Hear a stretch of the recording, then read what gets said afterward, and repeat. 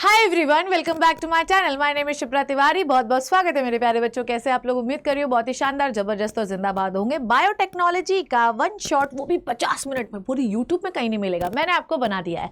और अब बारी है बायोटेक्नोलॉजी एंड इट्स एप्लीकेशन की। चलिए इसको शुरू करते हैं। बायोटेक्नोलॉजी हम लोगों ने लास्ट क्लास में करना सीख ली थी और आज हम बताने वाले हैं कि उस बायोटेक्नोलॉजी का जो हमने सीखी थी कि जेनेटिक इंजीनियरिंग कैसे होती है, उसका क्या क्या एप्लीकेशन है।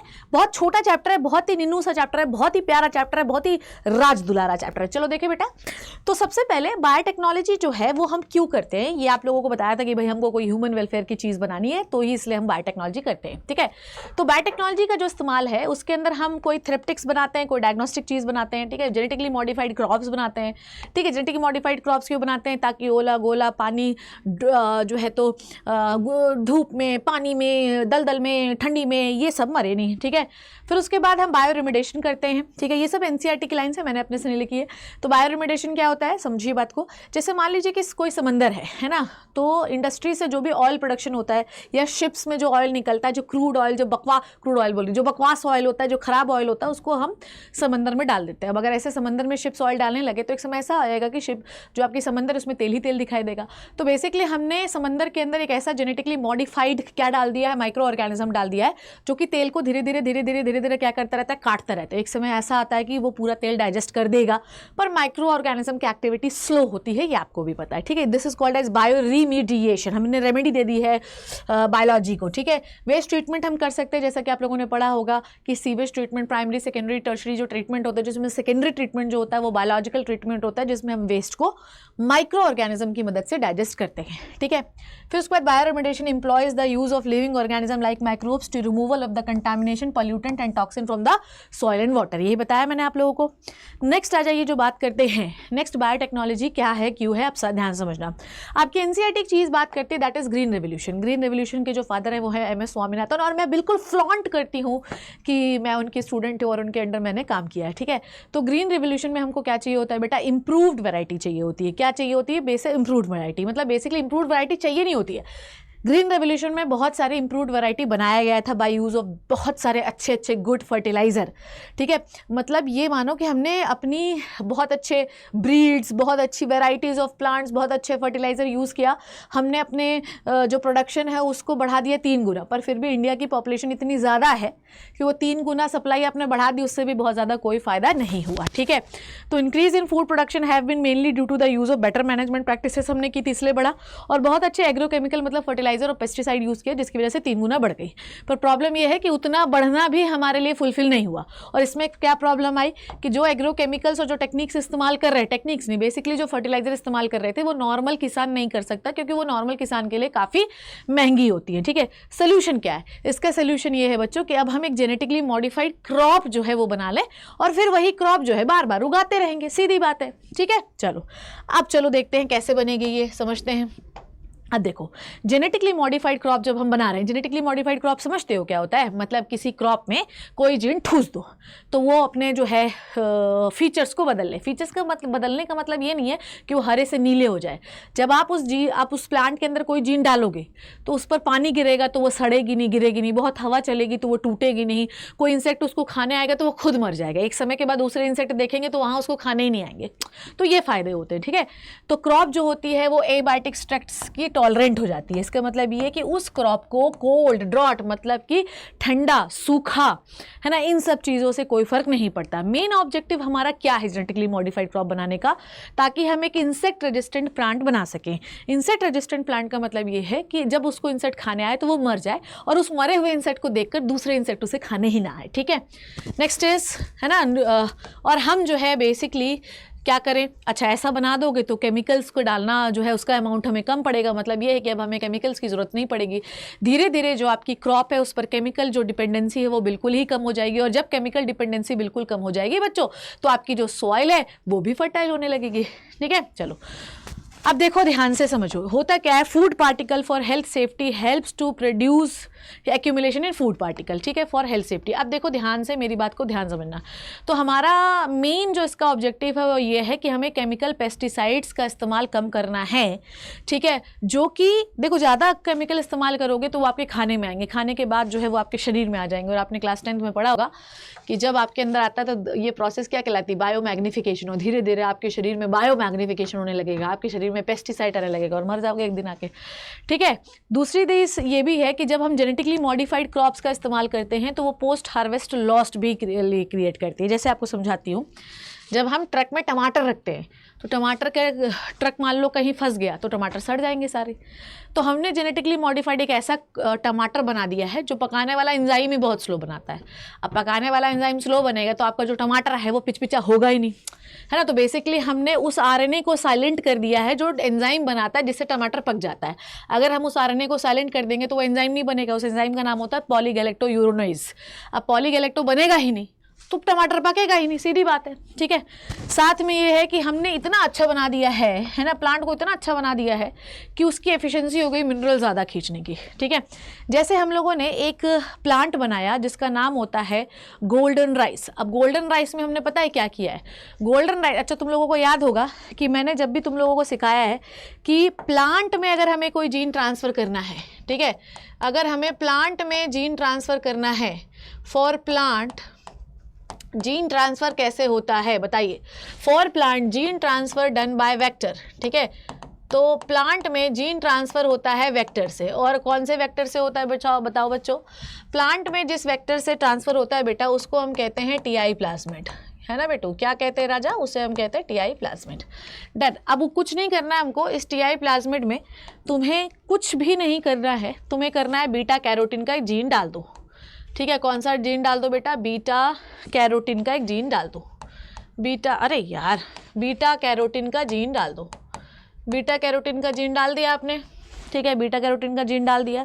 और इस बीटा कैरोटीन के जीन को बेटा इस प्लांट सेल के अंदर आपको ठूस देना है। इस बीटा कैरोटीन के जीन को इस प्लांट सेल के अंदर हमको ठूस देना है, ठूस दिया, इस प्लांट सेल के अंदर ठूस दिया।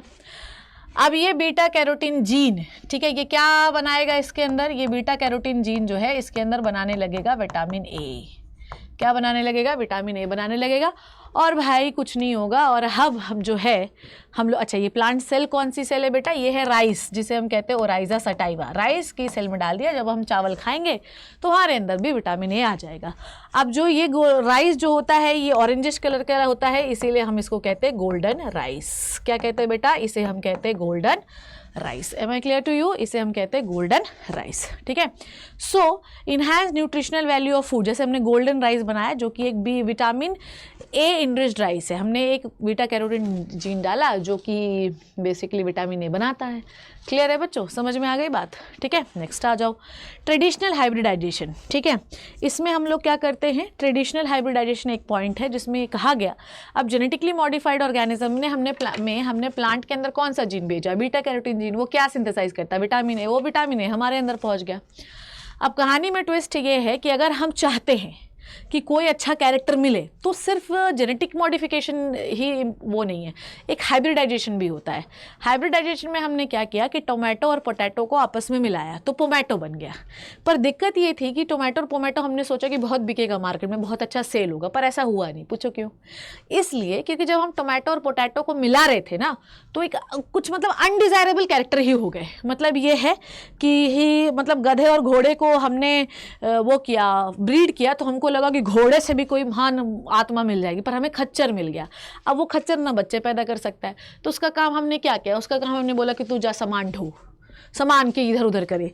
तो जब हम ट्रेडिशनल हाइब्रिडाइजेशन करते हैं तो नए कैरेक्टर हमें मिल तो जाते हैं, पर अनडिज़ायरेबल कैरेक्टर भी हमें देखने के लिए मिल सकते हैं। इसलिए ज़्यादातर अब हम ट्रेडिशनल हाइब्रिडाइजेशन को फॉलो नहीं करते, ठीक है। नेक्स्ट इज, आ जाओ नेक्स्ट अपन चीज़ पढ़ते हैं। अब देखो, जेनेटिकली मॉडिफाइड क्रॉप्स जब हम बनाते हैं तो उसमें हमारी सबसे इंपॉर्टेंट जो क्रॉप है वो है बीटी क्रॉप, ठीक है। BT crop is the most important crop. अब इसमें क्या होता है, ध्यान से समझिएगा। प्लांट में अगर हमें कोई भी जीन ठूसना है तो उसमें जीन डालने के लिए हम टीआई प्लाज्मिड का इस्तेमाल करते हैं। अब होता क्या है ये बात आपको समझनी है, ठीक है। हमारे पास मान लीजिए कोई ब्रिंजल की प्लांट की सेल है। मान लो बेटा, ध्यान से सुनना, आप जो बहुत इंपॉर्टेंट चीज़ बता रही हूँ, ठीक है। हमारे पास ब्रिंजल प्लांट की कोई सेल है। अब ब्रिंजल प्लांट की कोई सेल है, मतलब सेल मतलब कि मान लीजिए हाँ सेल ही है, मान लो ब्रिंजल की सेल है ना। अब इसके अंदर हमने टी प्लाज्मिड डाला है ना, और इसके अंदर हमने एक जीन डाल दिया and the name of the gene is called as BT gene, ठीक है। इस जीन का नाम क्या हो गया बेटा? इस जीन का नाम हो गया बीटी जीन, ठीक है। अब आपके मन में ये सवाल आएगा कि हमने ये बीटी जीन निकाला कहाँ से है, ठीक है। तो ये जो बीटी जीन है बच्चों, ये बीटी जीन निकाला गया है बैसिलस थ्रोइनजेनेसिस से, ठीक है। ये कहाँ से निकाला गया है बेटा? ये निकाला गया है बैसिलस थ्रोइनजेनेसिस से। ये बैसिलस थ्रोइनजेनेसिस जो है ये बेसिकली एक बैक्टीरिया है, ठीक है। ये क्या है बच्चों? ये एक बैक्टीरिया होता है, ठीक है। समझ में आई बात? ये बैसिलस थ्रोइनजेनेसिस जो बैक्टीरिया है बेसिकली ये बीटी जीन क्या प्रोड्यूस करता है? टॉक्सिन प्रोड्यूस करता है। क्या प्रोड्यूस करता है बेटू? ये प्रोड्यूस करता है टॉक्सिन। और ये जो टॉक्सिन होता है बच्चों इसको हम कहते हैं बीटी टॉक्सिन। टॉक्सिन को हम क्या कहते हैं बच्चों? बीटी टॉक्सिन कहते हैं। अब ये जो बीटी टॉक्सिन है बेटा ये किल करता है बहुत सारे इंसेक्ट को, किल मेनी ऑफ इंसेक्ट्स, ठीक है। ये क्या करता है बेटा? ये बहुत सारे इंसेक्ट्स को किल कर देता है, मतलब उसे मार डालता है, ठीक है। अब पर ये किल नहीं करता ह्यूमंस को, मतलब ये जो टॉक्सिन है ये इनएक्टिव होता है ह्यूमन के लिए। मेरी बात समझ रहे हो कि नहीं समझ रहे हो? पर ये जो टॉक्सिन होता है बच्चों ये ह्यूमंस के लिए इनएक्टिव होता है। तो भाई साइंटिस्ट लोगों ने दिमाग लगाया कि अगर ये इंसेक्ट को मार सकता है और ये उन इंसेक्ट को मार सकता है जो कि खेतों को नष्ट करते हैं, तो हम लोग इसको यूज़ क्यों नहीं कर लेते? अगर ये ह्यूमन को नहीं मार रहा है और ये उन इंसेक्ट को मारता है जो खेतों को नष्ट करते हैं, तो क्यों नहीं बच्चों हम लोग यूज़ कर लेते हैं? तो यही हुआ, फिर यही हुआ, हमने बीटी जीन को निकाला। ध्यान से समझना, हमने क्या किया बेटा? बीटी जीन को निकाला। बीटी जीन को हमने प्लाज्मिड में ठूस दिया और प्लाज्मिड में ठूस कर हम लोगों ने इसको प्लांट सेल के अंदर डाल दिया। समझ में आई बात? डन। इसको वेक्टर के थ्रू भी ट्रांसफर कर दो, वेक्टरलेस भी कर सकते हो, जैसा चाहो वैसा कर लिया, प्लाज्मिड पहुंच गया। अब क्या हुआ? अब हुआ ये कि यहाँ पर एक इंसेक्ट आया। मैं आपको कैटेगरी भी बताऊंगी कि किस टाइप के इंसेक्ट को ये मारता है। अब ये इंसेक्ट के अंदर आया, ठीक है। अब ये जो है बच्चों इंसेक्ट के अंदर, ध्यान से समझना, ये इसकी गट है ना, ये इसकी इंसेक्ट की गट है, ठीक। ध्यान से समझेंगे सारे बच्चे, ठीक है। अब जब बीटी जीन पहुंचा, ध्यान से समझिए, बीटी जीन आ चुका है, तो बीटी जीन जो है ये बनाएगा टॉक्सिन क्रिस्टल। ध्यान समझिए, यहाँ पर क्या बने हैं बच्चों? ये है इसकी फोरगट, इंसेक्ट है ये, मैं आपको बताऊंगी कौन से इंसेक्ट को किल करता है। ये है इसकी मिडगट, ये है इसकी मिडगट, और ये है बेटू जी इसकी हाइंड गट। ध्यान से समझ बेटे, इधर बहुत आसान सी चीज़ है, कुछ नहीं है इसमें। अब यहाँ पर ये क्या पहुँचा है बेटू? ये है इसका टॉक्सिन का क्रिस्टल। अब ये सॉलिड है, ये टॉक्सिन का क्रिस्टल क्या है बच्चों? ये सॉलिड है। जब ये हाइंड गट में आता है बच्चों, है ना, जब ये हाइंड गट पे आता है तो ये क्या करता है बेटा? टॉक्सिन सॉल्युबलाइज हो जाता है। क्यों? यहाँ पर टॉक्सिन जो है वो क्या हो जाएगा बेटा? सॉल्युबलाइज हो जाएगा। क्या हो जाएगा? सॉल्युबलाइज हो जाएगा। क्यों? Due to alkaline pH. क्यों हो जाएगा बेटा? क्योंकि यहाँ पर एल्केलाइन पीएच होता है, क्योंकि यहाँ पर क्या होता है बेटा? एल्केलाइन पीएच होता है, इसलिए टॉक्सिन सॉल्युबलाइज हो जाएगा। जब टॉक्सिन सॉल्युबलाइज हो जाएगा तो ये क्या करेगा बताओ जल्दी से? जब ये टॉक्सिन सॉल्युबलाइज हो जाएगा तो ये गट में क्या करना शुरू कर देगा? छेद करना शुरू कर देगा। डन, समझ में आई बात? ये गट पे छेद करना शुरू कर देगा, पोर्स इन गट, ठीक है। क्या हो जाएगा बच्चों? ये गट पे पोर इन गट, गट पे पोर करना, छेद करना शुरू कर देगा, और बाहर का पानी जो है वो एंट्री लेने लगेगा, और आपकी जो इंटेस्टाइन होगी वो क्या हो जाएगी बच्चों? बर्स्ट हो जाएगी। इंटेस्टाइन क्या हो जाएगी बेटू? बर्स्ट हो जाएगी, फट जाएगी, क्योंकि बाहर का पानी अंदर आने लगेगा। इंटेस्टाइन बर्स्ट हो जाएगी और इंसेक्ट की जो है वो राम नाम सत्यम हो जाएगा। समझ में आई बात? तो ये स्टेप होते हैं इसके। तो हमारे अंदर नहीं हो सकता है, हमारे अंदर तो रेंज ही नहीं, हमें तो वो मार ही नहीं सकता है। इनके में जैसे ही उसे हिंड गट में क्या मिलेगा? एल्केलाइन पीएच मिलेगा, वो सॉल्युबलाइज होगा टॉक्सिन, और वो इंटेस्टाइन में क्या करेगा? छेद कर देगा, और छेद कर देगा तो बाहर का पानी अंदर आने लगेगा और इस इंसेक्ट की मृत्यु हो जाएगी। ठीक है बच्चे, यही चीज़ इसमें लिखी हुई है।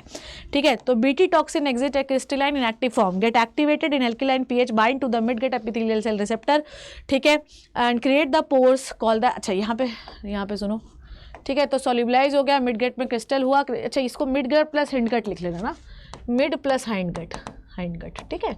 तो फाड़ता तो वो गट ही है, कुछ भी गट ही लिख लो, ठीक है। चलो बच्चों, यहाँ तक की बात समझ में आई? है ना, मिडगट में एक्टिवेट हुआ, मिडगट की और हिंडगट की सेल में बाइंड हुआ और उनकी सेल्स में छेद कर दिया, ठीक है। Specific BT toxin gene isolated from the bacillus thuringiensis incorporated to the several crop with the help of vector agrobacterium tumefaciens, बता दिया, ठीक है। अब देखो ध्यान से, है ना, इधर आ जाओ। मैंने तुम्हें बताया कि हर जो बीटी जीन होता है वो हर टाइप के इंसेक्ट को नहीं मारता है, ठीक है। तो बैसिलस thuringiensis जो होते हैं उनमें अलग अलग टाइप के बीटी जीन्स होते हैं। कुछ बैसिलस thuringiensis जो होते हैं, या ये कहो कि बैसिलस thuringiensis में जो cry1AC और cry2AB, ठीक है, वो ये वाले जीन किसको मारने के लिए होते हैं? ये वाले जीन के जो क्रिस्टल हैं वो कहाँ एक्टिवेट होंगे? मिडगट, हिंडगट में एक्टिवेट होंगे, मिडगट लिख लेना, मिडगट में एक्टिवेट होंगे, वहाँ छेद करेंगे। पर कौन से इंसेक्ट के बेटा? कॉटन के। तो अब इसको याद कैसे करें? कॉटन है, मतलब तुम मुझे बताओ कि तुम कंबल कब ओढ़ते हो, ठीक है, तुम मतलब एसी चलाते हो, एसी चलाने जब गर्मी होती है तुम्हारी मम्मी क्या बोलती है? एसी चला लो और कॉटन के कपड़े पहनो। जब गर्मी होती है तो तुम्हारी मम्मी क्या बोलती है कि एसी चला लो और कॉटन के कपड़े पहन लो। तो ऐसे याद रखना कि cry1AC कॉटन बॉल वॉर्म को मारने के लिए होता है। कॉटन बॉल वॉर्म कौन से प्लांट को इन्फेक्ट करता है? That is corn. cry1AB, ठीक है, AB अमिताभ बच्चन, अमिताभ बच्चन जो है वो कहाँ बोर करते हैं?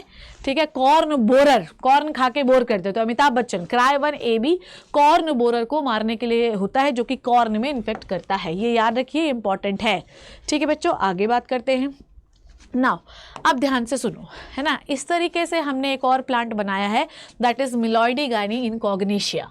मिलॉइडीगानी इनकॉग्निशिया का मटेरियल जो है ये मतलब ये कहानी बहुत बहुत बहुत इंटरेस्टिंग है, मेरी बात को ध्यान से समझिएगा। अब हमने जीन साइलेंसिंग के बारे में अब जो नेक्स्ट चीज़ जो है वो मैं आपको पढ़ाने वाली हूँ, दैट इज़ RNA इंटरफेरेंस। ध्यान से समझिएगा, फिर एग्रीकल्चर खत्म है, ठीक है। देखो ध्यान से, है ना, इधर आ जाओ बेटा, इधर आ जाओ, ठीक है। सबसे पहले ना मैं तुमको सिखाती हूँ एक यूकैरियोटिक सेल में। तुमको पता है जो यूकैरियोटिक सेल होती है बेटा, उसमें ना एक इनबिल्ट डिफेंस मैकेनिज्म होता है। इनबिल्ट डिफेंस मैकेनिज्म समझते हो?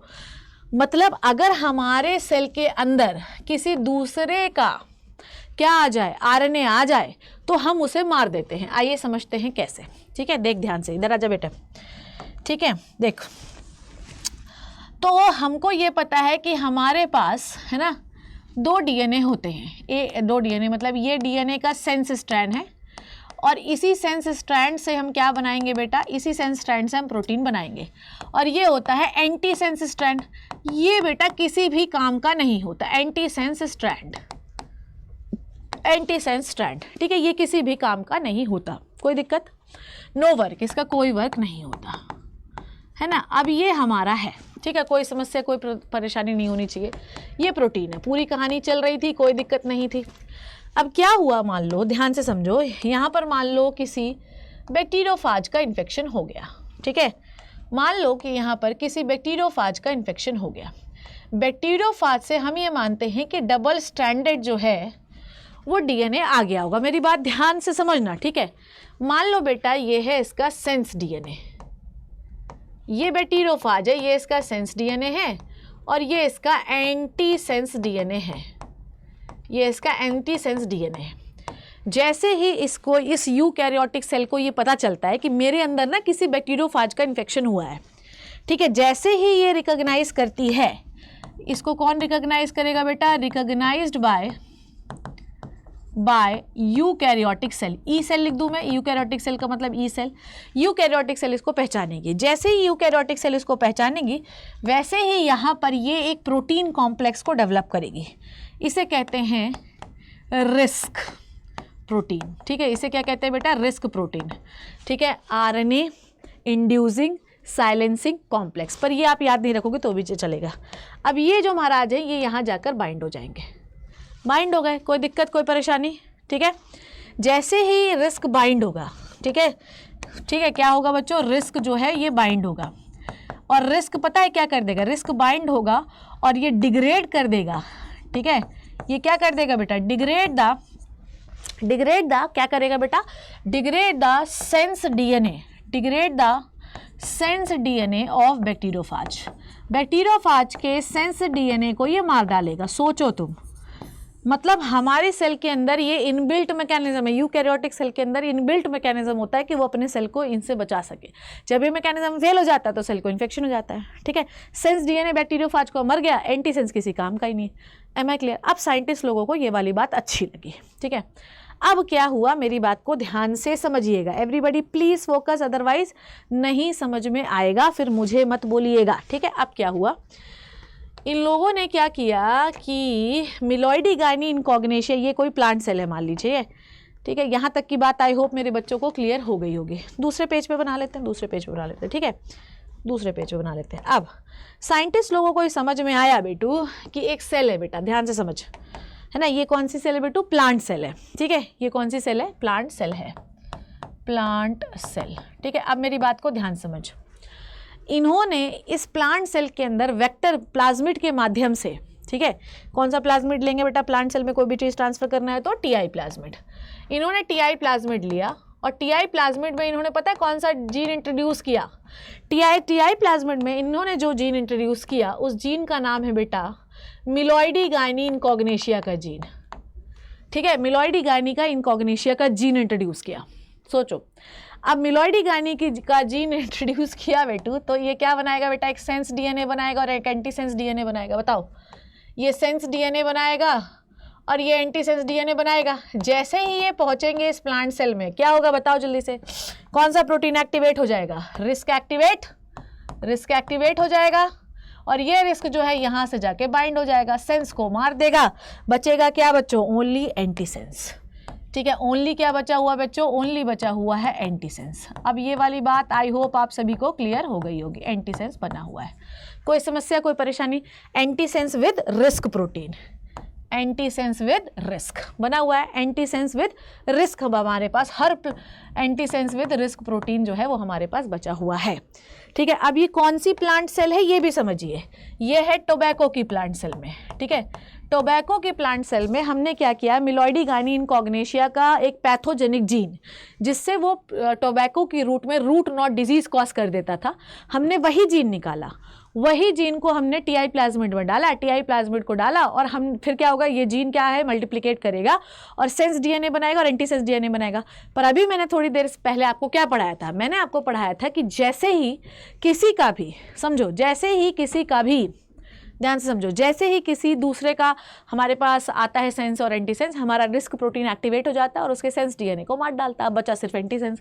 अब आपके टोबैको सेल में एंटी सेंस डीएनए पड़ा हुआ है। अब सुनो, अब क्या आएगा बच्चों, ध्यान समझो, अब आएगा अब यहाँ पर घुसेगा मिलॉइडी गायनी इनकॉग्नेशिया, ठीक है बच्चों।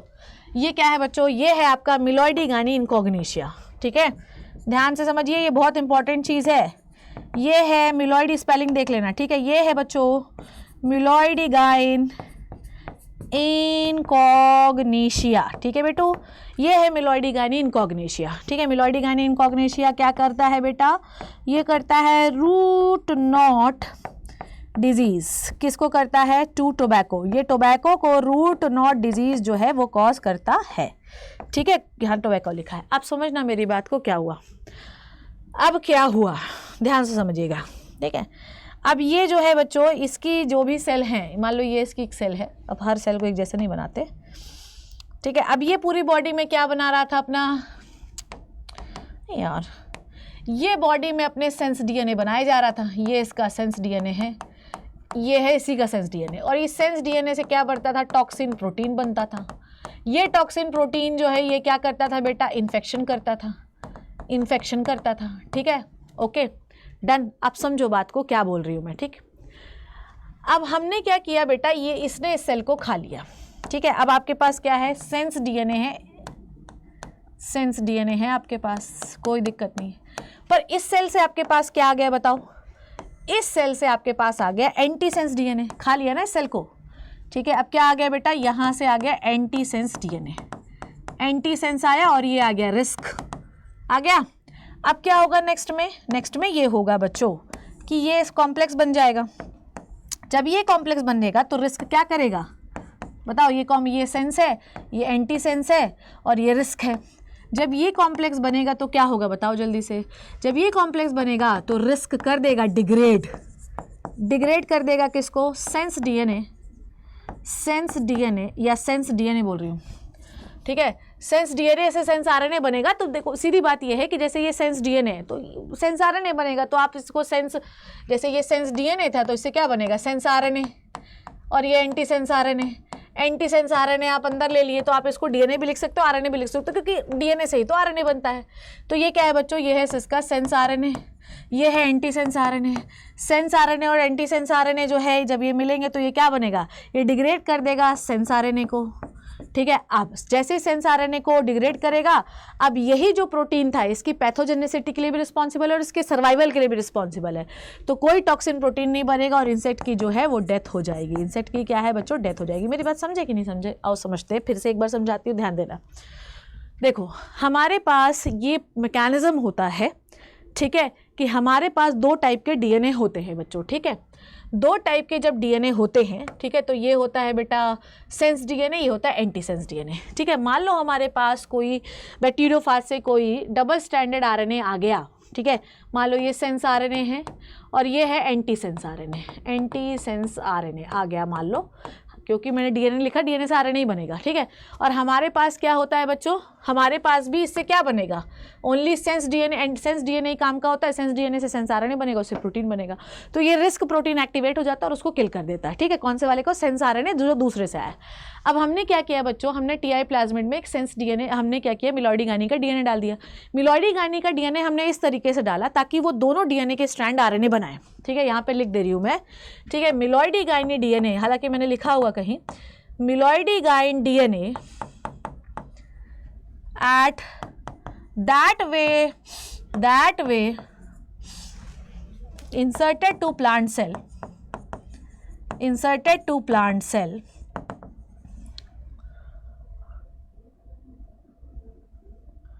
by which both strand make RNA. मतलब हमने डीएनए ऐसा डाला कि दोनों ही डीएनए के स्ट्रैंड आरएनए बनाए। तो एक डीएनए के स्ट्रैंड ने क्या बना दिया बेटा, एक डीएनए के स्ट्रैंड ने बना दिया सेंस डीएनए ने सेंस आरएनए बना दिया, एंटीसेंस डीएनए ने एंटीसेंस आरएनए बना दिया। पर मैंने आपको क्या बताया, जैसे ही किसी दूसरे का आएगा, आपका रिस्क प्रोटीन एक्टिवेट हुआ, उसने क्या किया बेटा, एंटीसेंस आरएनए को बचाया और सेंस आरएनए को मार डाला। अब हमने एंटीसेंस आरएनए को जो है वो, अब ये प्लांट सेल को आएगा, मिलॉयडी गायनी खा जाएगा। जब एंटीसेंस आरएनए आपके अंदर घूम रहा था मिलॉयडी गायनी के सेल में, बहुत इंपॉर्टेंट एक डीएनए था जिसे कहते थे सेंस डीएनए। सेंस डीएनए से बना सेंस आरएनए, सेंस आरएनए से बनता है बहुत टॉक्सिन प्रोटीन जो उसके सर्वाइवल के लिए भी बहुत इंपॉर्टेंट है और यही इन्फेक्शन भी करता है टोबैको प्लांट में। पर जब उसने प्लांट सेल खाया तो एक एंटीसेंस आरएनए जो है उसके शरीर में आया, इसका सेंस आरएनए और प्लांट वाला एंटीसेंस आरएनए, प्लांट वाला भी एंटीसेंस आरएनए हम मिलॉयडी गायनी का तो जीन लिया है हमने प्लांट सेल के अंदर, वही तो घुसेड़ा है जेनेटिक इंजीनियरिंग से। ये दोनों डबल स्टैंडर्ड हुए, रिस्क प्रोटीन ने सेंस वाले को उड़ा दिया। अब आपके उसके पास टॉक्सिन प्रोटीन बनेगा ही नहीं, तो वो जिंदा कैसे रहेगा बेटा। I hope this is clear to you everybody, ठीक है। तो मिलॉयडी गायनी के अंदर, मिलॉयडी गायनी का हम डीएनए इस तरीके से इंसर्ट करते हैं कि डीएनए के दोनों स्ट्रैंड आरएनए बनाएं। अब ये दोनों स्ट्रैंड आरएनए बनाएंगे तो सेंस वाला आरएनए तो हम मार डालेंगे क्योंकि प्लांट सेल है, वो इनबिल्ट मैकेनिज्म है। एंटीसेंस आरएनए को घुसेड़ो और एंटीसेंस आरएनए को मिलॉयडी गायनी के फंक्शनल सेंस आरएनए से जोड़ दो, उसको मार डालो, मर जाएगा अपने आप, ठीक है। अब इसे हम कहते हैं जीन साइलेंसिंग, क्योंकि हमने उसके पैथोजेनिक जीन को साइलेंट कहा। इसे आरएनए साइलेंसिंग भी कहते हैं, हमने इसे आरएनए इंटरफेरेंस भी कहते हैं, क्योंकि उसके मैकेनिज्म में हम लोगों ने इंटरफेयर किया, ठीक है बच्चे। समझ में आई ये वाली बात? बताओ जल्दी से बताओ, ठीक है बच्चे। I hope this is clear to you, okay, ठीक है। यहाँ तक की बात आई होप आप समझ गए होंगे, अब मैं इसको समझाने में वो नहीं हूँ, ठीक है। अब biotechnology application in the medicine, ठीक है। बायोटेक्नोलॉजी में हम मेडिसिन में बहुत बड़ा रोल है, ठीक है। सबसे पहला जो एप्लीकेशन है बच्चों वो है बेटा इंसुलिन का, ठीक है। सबसे पहला मैकेनिज्म जो है बच्चों वो क्या है राजा, इंसुलिन का, ठीक है। अब इंसुलिन जो है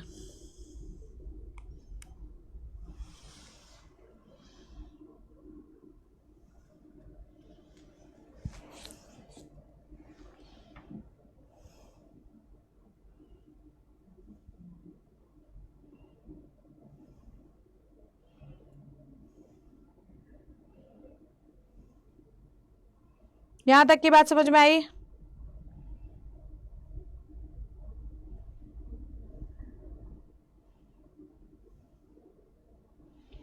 ठीक है, चलो आ जाओ नेक्स्ट देखते हैं। नेक्स्ट है biotechnology application in the medicine. अब मेरी बात को ध्यान से समझना, हम लोग इंसुलिन, हमारे अंदर क्या होता है बच्चों, हम इंसुलिन बनाते हैं, ठीक है। हमारी इंसुलिन, वैसे इंसुलिन का जीन तो बॉडी की हर सेल में है, पर फंक्शनल वो कहाँ होता है बच्चों, पर फंक्शनल होता है बच्चों आपके पैंक्रियाज में। अब मेरी बात ध्यान से समझना और सुनना,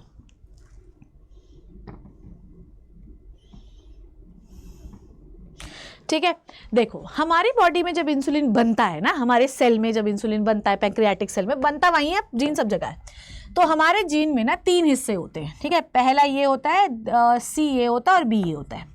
अभी जो सी वाला हिस्सा है ना बेटा, ये किसी काम का नहीं होता, पर हमारी सेल के अंदर ये मैकेनिज्म होता है बच्चों, हमारी खुद की सेल के अंदर, कि हम ये सी वाले पार्ट को काट देते हैं और ए और बी वाले पार्ट को उगा लेते हैं, जोड़ भी लेते हैं। सोचो हमारी सेल इतना एफिशिएंट काम करती है। पहले जब लोगों को डायबिटीज़ हुआ करती थी तो ऐसा ही इंसुलिन जो है वो कैटल्स, पिग, उनके पैंक्रियास से भी निकलता था, हम उनको मार डालते थे और उनका इंसुलिन लगा देते थे। पर अब तुम खुद सोचो कि अगर किसी दूसरे स्पीशीज़ का इंसुलिन तुम लगाओगे तो तुम्हें उससे एंटीजेनिक रिस्पॉन्स, मतलब एलर्जीज तो होंगी। तो अब क्या करें बेटा, अगर मान लो हम इंसुलिन किसी बैक्टीरिया में उगा भी ले सपोज, ठीक है, तो ये बैक्टीरिया इस सी वाला पार्ट कैसे काट के अलग करेगा? That is very big problem, है कि नहीं बताओ, है ना। That is very big problem कि वो सी वाला पार्ट कैसे काट के अलग करेगा, ठीक है, नहीं कर पाएगा। अब सुनो मेरी बात, अब क्या करें, बड़ी समस्या है यार, ठीक है। तो एक कंपनी आई, ठीक है, समझना बात को, एक कंपनी थी बच्चों, उस कंपनी का नाम है बच्चों, एक अमेरिकन कंपनी है, ठीक है, जिसका नाम है एली लिली। एली लिली ने क्या किया, एली लिली ने एक ये हुआ ए वाला जीन, ए वाला पार्ट, ये इंसुलिन का पूरा जीन है, ठीक है, इंसुलिन है ये, मान लो ये इंसुलिन का जीन नहीं, एक्चुअली ये इंसुलिन है, इंसुलिन प्रोटीन है। इंसुलिन के प्रोटीन में ये वाला जो पेप्टाइड प्रोटीन क्या होता है, पेप्टाइड चेन ही है वो। पेप्टाइड चेन क्या होता है, long chain of amino acid. तो ये वाला जो सीक्वेंस है ये हमारे काम का नहीं है, ठीक है, इसको हमें नहीं चाहिए।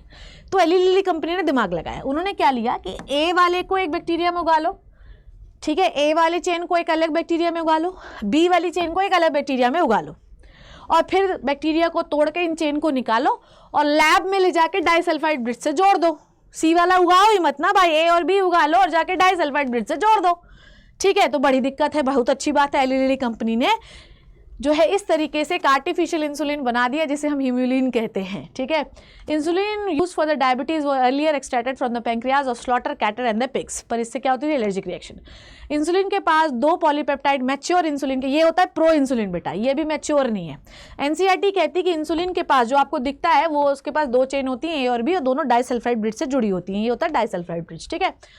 इंसुलिन जो होता है वो पहले सिंथेसाइज होता है आपके सेल में प्रो हार्मोन की तरह, जिसमें एक एक्स्ट्रा स्ट्रेच होता है जिसे सी पेप्टाइड कहते हैं, पर मैच्योर इंसुलिन में वो नहीं होता है, क्योंकि मैचुरेशन के दौरान आपकी ही सेल उसको सी पार्ट को काट के अलग करके ए और बी को जोड़ लेती है, ठीक है। द मेन चैलेंज जब हम इसको बना रहे थे कि हम इंसुलिन को असेंबल कैसे करें, चलो ए भी बना लिया, बी भी बना लिया। अब एली लिली कंपनी एक अमेरिकन कंपनी थी जिसने 2 डीएनए सीक्वेंस को, ठीक है, मतलब ए वाले डीएनए सीक्वेंस को अलग उगाया और बी वाले को डीएनए को अलग उगाया, ठीक है। डीएनए से आरएनए बनेगा, आरएनए से प्रोटीन बनेगा। उसके बाद उन्होंने क्या किया, प्लाज्मिड में इंसर्ट किया, उसके बाद इकोलाई में उसे उगाया, ठीक है। अब क्या हुआ, उसके बाद ए और बी चेन दोनों बन गए, और उसके बाद क्या हुआ बच्चों, उनको जाके लैब में हम लोगों ने डाइसल्फाइड ब्रिज से जोड़ लिया। इंसुलिन जो है वो कभी भी ओरली नहीं लिया जाता, इंसुलिन जो है वो कैसे लिया जाता है बेटा, इंजेक्शन से लिया जाता है। क्यों? क्योंकि अगर इंसुलिन लोगे तो इंसुलिन एक प्रोटीन होता है और स्टमक में आपके प्रोटीन डाइजेस्टिव एंजाइम्स होते हैं जो इंसुलिन को डिग्रेड कर देंगे। तो मेरी बात समझ में आई? तो उन्होंने क्या किया, इंसुलिन के जीन में ए और बी का सीक्वेंस पता कर लिया, डीएनए से ही आरएनए बनता है, आरएनए से ही प्रोटीन बनता है। तो उन्होंने ए वाला डीएनए जो है वो एक पार्ट में इंट्रोड्यूस किया, एक बैक्टीरिया में, बी वाला डीएनए एक बैक्टीरिया में इंट्रोड्यूस किया, और उसके बाद क्या किया बच्चों, उसके बाद जो है इनकी कॉपीज बना ली। फिर उसके बाद क्या किया, ला के असेंबल कर दिया, साथ में जोड़ दिया, और ए और बी जोड़ेंगे और मैच्योर इंसुलिन बन जाएगा। क्लियर है? यहाँ तक की बात सबको समझ में आई? बोलो जल्दी से, बोलिए बोलिए बोलिए। ठीक है, चलो आगे बात करते हैं, है ना, जीन थेरेपी। समझ में आया या नहीं आया बच्चों? ये वाली बात बताओ, समझ में आई कि नहीं आई? देखो क्या किया है, ये है एक बैक्टीरिया, ठीक है। तो इसमें उन्होंने क्या किया है, प्लाज्मिड में कौन सा डीएनए घुसेड़ा है, ए का डीएनए, ये ए डीएनए, ठीक है। और ये क्या है बच्चों, ये है प्लाज्मिड, ठीक है। और प्लाज्मिड में उन्होंने कौन सा जीन घुसेड़ा है, बी जीन। ए जीन है और दूसरा बी जीन है। कोई समस्या, कोई परेशानी है क्या? बताओ, नहीं होनी चाहिए, ठीक है। अब क्या हुआ, अब ये जो डीएनए है बेटा, ये ए प्रोटीन बनाएगा, डीएनए से आरएनए बनता है, आरएनए से प्रोटीन बनता है। तो ये कौन सी पेप्टाइड बना देगा, ए पेप्टाइड, समझ रहे हो ना? तो ये पेप्टाइड बना देगा, और ये क्या बना देगा बेटू, ये बना देगा बी पेप्टाइड, मान लो ये बना देगा बी पेप्टाइड, ठीक है। अब बी पेप्टाइड को लैब में लेके आओ, है ना, और अपना ए पेप्टाइड को लैब में लेके आओ, तो ये ए हो गया और ये बी, और इन दोनों के बीच में क्या बना दो, डाइसल्फाइड ब्रिज बना दो, ठीक है। और ये बन चुका है आपका मैच्योर इंसुलिन, ये बन गया है आपका mature insulin. Am I clear to you everybody? Yes और नो बोल दो जल्दी से, समझ में आई बात? ठीक है। अब आ जाओ, इसी तरीके से एक हुई है जीन थेरेपी, ठीक है। जीन थेरेपी में क्या होता है, मेरी बात को ध्यान समझना। जैसे एक बीमारी है जिसका नाम है severe combined immuno deficiency syndrome, है ना। इसमें क्या होता है कि एडिनोसिन डीएमिनेज नाम का जीन नहीं होता। एडिनोसिन डीएमिनेज नाम का जो जीन होता है, ये एडिनोसिन डीएमिनेज एंजाइम बनाता है। ये एंजाइम बेसिकली डब्ल्यूबीसी प्रोटेक्ट करता है। अगर ये एंजाइम नहीं होगा तो आपके लिम्फोसाइट्स मरने लगेंगे, और अगर आपके लिम्फोसाइट मरने लगेंगे तो आपको विभिन्न प्रकार की बीमारियां हो जाएंगी। तो अब हम क्या करें? तो भाई 1994 में 4 साल की 1990 में 4 साल की एक लड़की में, है ना, 4 साल की एक लड़की में ये ट्रीटमेंट किया गया, ठीक है। क्या किया गया? ट्रीटमेंट किया गया, ठीक है। इस ट्रीटमेंट के हिसाब से ध्यान से समझिएगा, कहाँ गया, ठीक है। इस ट्रीटमेंट में क्या किया गया था, मेरी बात को ध्यान समझिए। इसमें की गई थी जीन थेरेपी। अब क्या होता है, मेरी बात को ध्यान से समझना। एनिमल सेल में अगर मुझे कोई भी एनिमल सेल में अगर मान लो, अच्छा मैं समझाती हूँ तो आपको बहुत बढ़िया समझ में आएगा। जैसे मान लो कि ये कोई गोलू है। अब गोलू को मान लीजिए स्किड नाम की बीमारी है, इसकी बॉडी में लिम्फोसाइट बचते ही नहीं, क्योंकि एडिनोसिन डीएमिनेज जीन ही नहीं है, कैसे बचेंगे, है ना। अब सुनो, अब एडिनोसिन डीएमिनेज नाम की जीन नहीं है। अब मेरी बात को एवरीबॉडी प्लीज फोकस, है ना। आ जाओ, इधर आ जाओ, ठीक है। अब एनसीईआरटी ये बात कहती है कि adenosine deaminase enzyme is crucial for the immune system to function. ADA deficiency cause due to the deletion of gene adenosine deaminase. Temporary cure क्या है कि आप बोन मैरो में जीन ट्रांसप्लांट कर दीजिए या एंजाइम उसको बार बार देते रहिए। अब इसमें हमको क्या करना है? हमको करना है बार बार पेशेंट को चढ़ाना है जेनेटिकली इंजीनियर्ड लिम्फोसाइट, ठीक है। ब्लड लिम्फोसाइट जो है ये बाहर बॉडी के उगाए जाएंगे, ठीक है। और उसके बाद उसमें जो है, ठीक है, अब समझाती हुई cDNA क्या होता है। एक फंक्शनल cDNA जो है वो करा जाएगा, ठीक है। पर प्रॉब्लम ये है, अब आ जाओ इधर, है ना। अब ये जो चीज़ें लिखी हैं शायद तुमको समझ में ना आए, ठीक है, पर अब आपको आएगी क्योंकि अब तुमको मैम समझाने वाली है, ठीक है। आ जाओ। तो मान लो कहाँ गया वो डायग्राम, तो अपन ने बनाया था ना कहीं पे, ये तो स्किड नाम की ये लंपी है, लंपी को स्किड नाम की बीमारी है, ठीक है। अब क्या किया हमने बच्चों? हमने कुछ नहीं किया, हमने लैब में एक प्लेट ली, ठीक है बेटू। लैब में हमने क्या लिए बेटा? प्लेट ली, ठीक है। लैब में हमने क्या ली? प्लेट ली, ठीक है। और ये बेटा इसके बॉडी में से हमने कुछ लिम्फोसाइट निकाल लिए, ठीक है। हमने इसकी बॉडी में से क्या निकाल लिए बेटू जी? लिम्फोसाइट निकाल लिए। लिम्फोसाइट यहाँ पहुँचाओ, ठीक है। अब लिम्फोसाइट को जब न्यूट्रिएंट मीडियम दोगे तो ये डिवाइड भी हो जाएगी, कोई दिक्कत नहीं है। लिम्फोसाइट दे दिए, ठीक है। अब मेरी बात को ध्यान से समझना। लिम्फोसाइट निकाल लिए इसकी बॉडी से और इसको अब हम डिवाइड करवा रहे हैं। बहुत सारे लिम्फोसाइट इसकी वजह से बन गए हैं, ठीक है। पर अभी इसको डिवाइड नहीं करवाना, मेरी बात ध्यान समझो। अब ये जो लिम्फोसाइट है बेटा, ठीक है, लिम्फोसाइट को हमें गोल बनाना चाहिए वैसे तो। ये लिम्फोसाइट पर हम अटैक करवाते हैं किसको? रेट्रोवायरस को, ठीक है, रेट्रोवायरस को। क्योंकि एनिमल सेल में अगर हमें किसी का भी जीन ट्रांसफ़र करना है तो रेट्रोवायरस का इस्तेमाल करना होता है। अब मेरी बात को ध्यान समझेंगे सारे। ये है आपका रेट्रोवायरस, ठीक है, ये है रेट्रोवायरस। अब रेट्रोवायरस ना कभी डीएनए ट्रांसफर नहीं करता, वो आरएनए को ट्रांसफर करता है। और रेट्रोवायरस के पास एक एंजाइम होता है जिसे कहते हैं रिवर्स ट्रांसक्रिप्टेज। अब इसने क्या किया बेटा? आरएनए को ट्रांसफर कर दिया, ठीक है। अब इसके पास क्या है बच्चों? इसके पास एक एंजाइम होता है जिसे हम कहते हैं रिवर्स ट्रांसक्रिप्टेज, ठीक है। रिवर्स ट्रांसक्रिप्टेज की मदद से जो रेट्रोवायरस है इसने क्या बना दिया? डीएनए बना दिया, ठीक है। तो ऐसा डीएनए जो आरएनए से बनता है उसे हम कहते हैं cDNA, और एनसीईआरटी में दिया गया है। तो वो बेटा आरएनए ट्रांसफर करता है, पर उसके पास क्या होता है बेटा? रिवर्स ट्रांसक्रिप्टेज एंजाइम होता है जिसकी वजह से वो आरएनए से डीएनए बना लेता है, ठीक है। अब डीएनए बन गया और अब आपके पास लिम्फोसाइट में क्या पहुंच गया है? डीएनए पहुंच गया है, ठीक है। ये जीन पहुंच गया है। किसका जीन है बेटा? cDNA, समझ में आया? ये है आपके एडिनोसिन डीएमिनेज का जीन, ठीक है। ये किसका जीन है बेटा? ये है आपके एडिनोसिन डीएमिनेज का जीन, ठीक है। ये एडिनोसिन डीएमिनेज का जीन हर लिम्फोसाइट पर डिवाइड बन चुका। अब वैसे लिम्फोसाइट डिवाइड होती जाएगी और सबके अंदर जो है ये एडीए का जीन जो है ये पहुंचता जाएगा। अब क्या करोगे बेटा? एडीए का जीन पहुंचता जाएगा, सबके अंदर एडीए जीन पहुंच गया। और ये एडीए जीन वाला लिम्फोसाइट जो है यहीं से एक लिम्फोसाइट निकालो, उसके अंदर एडीए जीन डालो, उसकी मल्टीपल कॉपीज बनाओ और पेशेंट में फिर से इन्फ्यूज कर दो। पर इसका इसको कहते हैं जीन थेरेपी। हमने आपको जीन दे दिया, अब आपकी बॉडी में ये जीन बना लेगा एडीए, एडिनोसिन डीएमिनेज एंजाइम। पर समस्या ये है कि इस पेशेंट को बार बार आपको ऐसे लिम्फोसाइट चढ़ाना पड़ेगा, है ना। इसका परमानेंट क्योर तभी है जब आप एम्ब्रियोनिक स्टेज में इसको करें, ठीक है। चलिए, ये वाली बात समझ में आई? समझ में आया?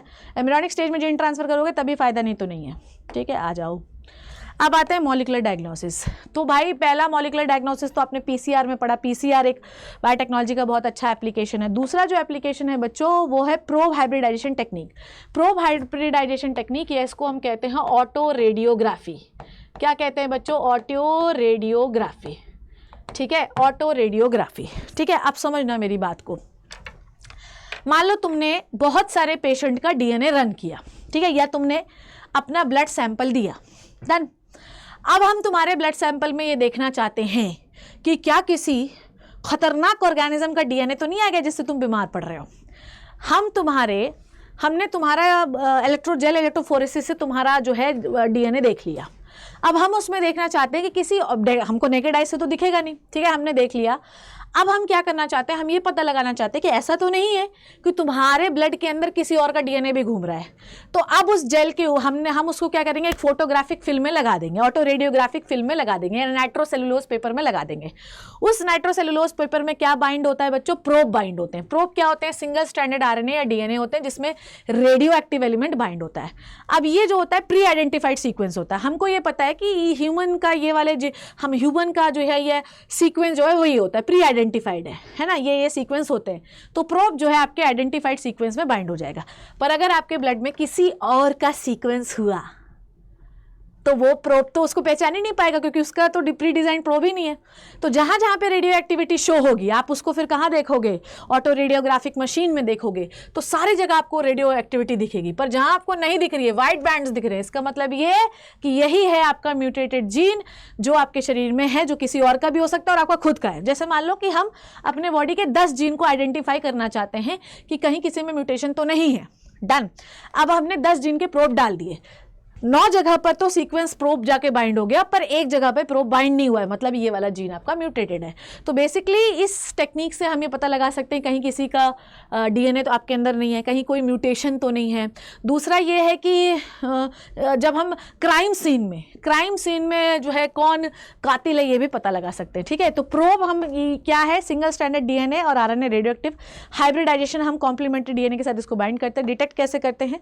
ऑटो रेडियोग्राफी से, बता दिया मैंने आपको। तो बेसिकली आप जेल रन करोगे, इस जेल को चिपका दोगे नाइट्रोसेलुलोज पेपर पे। इस नाइट्रोसेलुलोज पेपर पे क्या बाइंड होता है? प्रोब पे जाके डीएनए बाइंड हो जाएगा, जाके मशीन में देख लो, ठीक है। नेक्स्ट होता है पॉलीमरेज चेन रिएक्शन जो हमने ऑलरेडी बात कर चुकी है। नेक्स्ट होता है एलाइजा। अब एलाइजा क्या करता है? मेरी बात को ध्यान समझना। एलाइजा मतलब एंजाइम लिंक्ड इम्यूनोसॉर्बेंट एसे। एलाइजा ये पता लगाता है कि कहीं आपके ब्लड में कोई एंटीजन और एंटीबॉडी तो नहीं घूम रहा है दूसरे का। तो एलाइजा जो है वो बेस्ड है किस पर? एंटीजन एंटीबॉडी इंट्रैक्शन पे।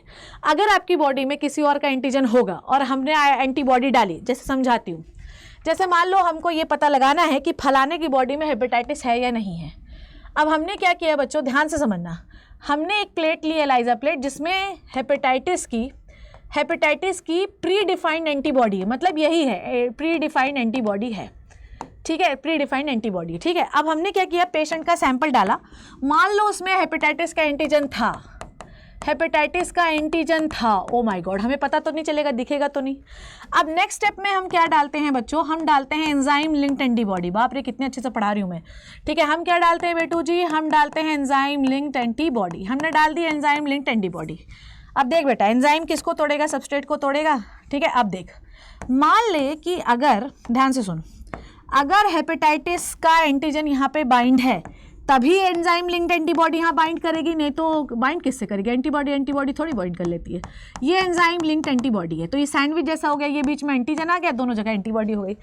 अब इसमें डालो बेटा, नेक्स्ट स्टेप में क्या डालोगे? एडिशन सबस्ट्रेट डाल दो। सबस्ट्रेट को एंजाइम तोड़ेगा, बताओ जल्दी से, कोई सबस्ट्रेट डाल दिए तो एंजाइम क्या करेगा बेटा? एंजाइम ब्रेक करेगा। ये एंजाइम लिंक्ड एंटीबॉडी है ना, एंजाइम है इसके पास। एंजाइम क्या करेगा? ब्रेक करेगा सबस्ट्रेट को। एंजाइम ब्रेक करेगा बेटा सबस्ट्रेट को। एंजाइम क्या करेगा बेटा? सबस्ट्रेट को ब्रेक करेगा, और सबस्ट्रेट को ब्रेक करेगा तो कलर प्रोड्यूस होगा। तो जब हम इसको एलाइजा मशीन में इन प्लेट को डालते हैं और अगर हमें कलर दिख रहा है, मतलब पेशेंट के ब्लड में एंटीजन है, और अगर नहीं दिख रहा है तो पेशेंट के ब्लड में एंटीजन नहीं है, ठीक है। डन है बच्चों। अब देखो दूसरा ये है ट्रांसजेनिक एनिमल। हम किसी एनिमल में अपने जीन को इंट्रोड्यूस करके उसे ट्रांसजेनिक बना सकते हैं, ठीक है। उसका डीएनए मैनिपुलेट कर सकते हैं, ओके। 95% जो ट्रांसजेनिक एनिमल होते हैं वो होते हैं माइस, क्योंकि वो आपके जैसे होते हैं, ठीक है। माइक्रोब जो कि यूज़फुल है वो इकोलाई और एग्रोबैक्टीरियम है, जो कि आपको पता है। क्या यूज़ है? हम किसी आपकी बॉडी की ह्यूमन फिजियोलॉजी, अब किसी आपको टेस्ट करना है कि आपकी ह्यूमन बॉडी कैसे काम करती है, तो वो सारे जीन्स जो है हम उनके अंदर इंट्रोड्यूस करके देख लेंगे कैसे, ठीक है। हम जैसे इंसुलिन कैसे काम करता है, इंसुलिन या लाइक ग्रोथ फैक्टर कैसे काम करता है, हम उनके अंदर देख लेंगे। हम किसी डिजीज़ का, ये इंपॉर्टेंट है बेटा, क्वेश्चन आता है, cancer, cystic fibrosis, rheumatoid arthritis, Alzheimer. Cancer, cystic fibrosis, rheumatoid arthritis और अल्जाइमर, इन डिजीज़ की डिजीज़ मॉडल पढ़ते हैं हम उसमें, मतलब हम कॉजेटिव एजेंट डाल देते हैं, फिर देखते हैं बीमारी कैसे फैल रही है, ठीक है।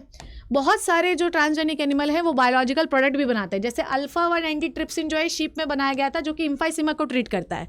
इम्फाइसीमा में क्या होती है, एल्वेलाइज जो होती हैं वो गैसेस एक्सचेंज करना बंद कर देती है क्योंकि वॉल हार्ड हो जाती है। फर्स्ट ट्रांसजेनिक काओ रोजी हमने बनाई, जिसमें हमने अल्फा लेक्ट एल्ब्यूमिन का जीन डाला। अल्फा लेक्ट एल्ब्यूमिन जो है बनने लगा, जिससे मिल्क जो है वो ज़्यादा इनरिच्ड हो गया। इसमें नॉर्मल मिल्क से 2.4 ग्राम ज़्यादा प्रोटीन हुआ करता था।